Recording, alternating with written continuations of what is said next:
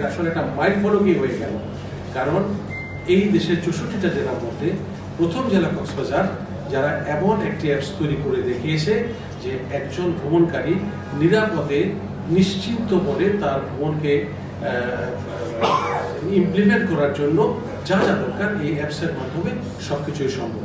ভবিষ্যতে এই অ্যাপসকে আরও পরিবৃদ্ধির জন্য যে কক্সবাজার জেলা প্রশাসক যখনই আইসিটি ডিভিশনের কাছ থেকে যে ধরনের সাপোর্ট চাইবে, কারিগরি সাপোর্ট হোক, বার্থিক সাপোর্ট হোক, ICT division will always stand by Cox's Bazar জেলা প্রশাসন। একটা ভ্রমণিকার মতো একটা অ্যাপ যখন আমাদের উদ্ভাবিত হলো with the great initiative of the deputy commissioner of Cox's Bazar, আমরা মনে করি যে এই ইনোভেশনের কাজটি অব্যাহত থাকবে। আমি যে কথাটি বলতে চাইছিলাম সেটা মামুন অলরেডি বলে দিয়েছে যে এইটার অপশনসগুলো কিন্তু আমাদের ওপেন রাখতে হবে। আমি তো খুশি হয়েছি যে ভ্রমণিকা অ্যাপসের মধ্যে কিন্তু আমার অপশনসগুলো ওপেন আছে, এটাকে আরও ওয়াইড করা যাবে। এটা শুধু ওয়াইড না, আদার যে টুরিস্ট জোনগুলো আছে ওরা যদি আলাদাভাবে একটা অ্যাপস করতে চায়, এটার সাথে ইন্টিগ্রেশন সম্ভব। যদি এই ভ্রমণিকাকেই তারা অগমেন্টেড ভার্সনে তারা অন্য জায়গার জন্য, যেমন আগোদা বা বুকিং.com যেভাবে ব্যবহৃত হচ্ছে, এইভাবে যদি ভ্রমণিকা.com বা ভ্রমণিকা যেভাবেই আছে সেটাকে যদি আমি পাহাড়পুরের জন্য ব্যবহার করতে চাই, মৌলভীবাজারের জন্য ব্যবহার করতে চাই, বা আমার সুন্দরবনের জন্য ব্যবহার করতে চাই, সেই ভ্রমণের সুযোগগুলো কিন্তু, সেই ব্যবহারের সুযোগগুলো কিন্তু রয়ে গেছে।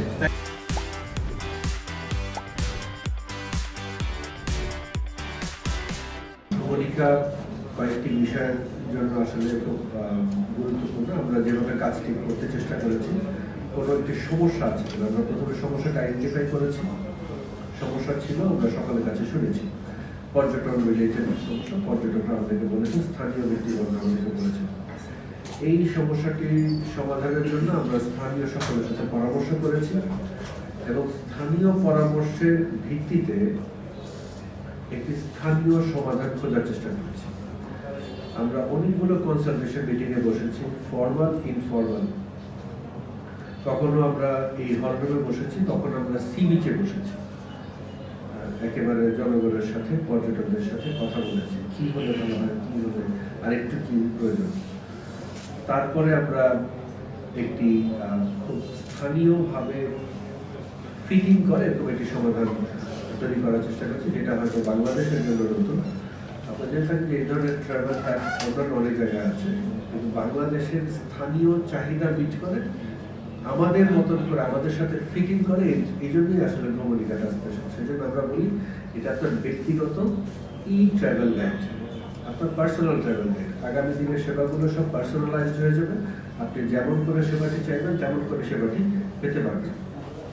কথা হচ্ছে এই ইনোভেশনটি বা নতুন যে কাজটি, এটি আমরা যেটা করেছি সেটি কি শুধু কক্সবাজারের জন্য প্রযোজ্য কিনা? আমরা বলছি যে না, প্রথম দিন থেকে আমরা এটিকে এমনভাবে তৈরি করেছি যাতে এটি স্কেলেবল হয়, স্কেল বড় করা যায় এবং রেপ্লিকেটও করা যায়। কেউ চাইলে ভ্রমণিকার আরেকটি কপি অন্য জায়গায় করতে পারবেন। যদি তিনি মনে করেন যে সেটি না করে ভ্রমণিকার ভেতরেই আমরা নানা ধরনের তথ্য অ্যাড করতে পারবো, এটি সরাসরি সরকার, আইসিটি ডিভিশনের মাননীয় সচিব স্যার আছেন, স্যার আপনি যদি নির্দেশনা দেন তাহলে এই ভ্রমণিকাই হয়ে উঠতে পারে। তখন এটা ভ্রমণিকা কক্সবাজার হবে না, ভ্রমণিকা বাংলাদেশ হবে। তো এরকম একটি সকল জেলার সকল আমাদের যত প্রায় 13,000 বা 16,000 আমাদের পর্যটন স্পট আছে স্যার, এগুলো সব একসাথে যোগ হয়ে যেতে পারে।